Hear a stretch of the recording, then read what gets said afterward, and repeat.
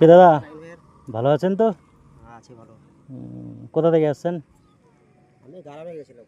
গ্রামে গেছিলেন ভিক্ষা করতে। ভিক্ষা করতে? হ্যাঁ। কোথায় বাড়ি আপনার? বাড়ি আমার দক্ষিণ মালগাঁও। দক্ষিণ মালগাতে। সকাল থেকে আজকে এগুলো কালেকশন করলেন নাকি? হ্যাঁ, সকাল থেকে এগুলো। ও, চাল? দেখছি দিয়ে খুবই। ও, চাল ধান মানে যা পান আর কি, এখন হ্যাঁ। সিজন হিসাবে তুললেন আর কি। যা পাই, কেউ পয়সা দেয়, কেউ ধান দেয়, কেউ চাল দেয়। ও, ভালো। তাহলে এখন বাড়ি যাচ্ছেন? এখন বাড়িতে যাবো, চান টান করবো, চান টান করে। সকাল থেকে কি খেয়েছেন আবার? সকাল থেকে পরোটা খেয়েছিলাম দোকানের মধ্যে। পরোটা খায় সারাদিন আছি। ও, সারাদিন আছেন পড়া খেয়ে? স্নান করেন এখন করবেন বাড়িতে গিয়ে? এখন যা স্নান করবো বাড়িতে।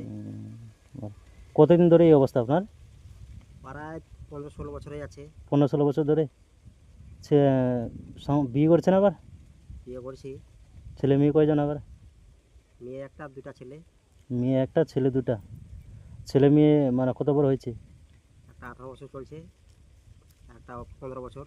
ছেলেগুলার? আর মেয়ে? মেয়ে 14 বছর। ভালো।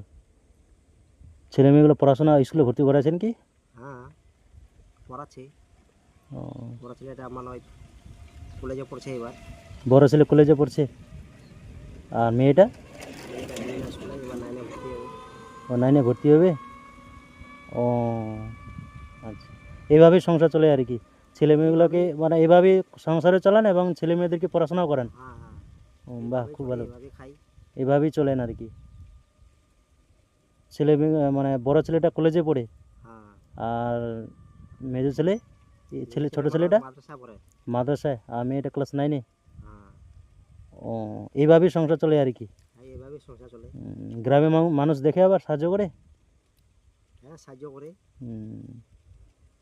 ভালো।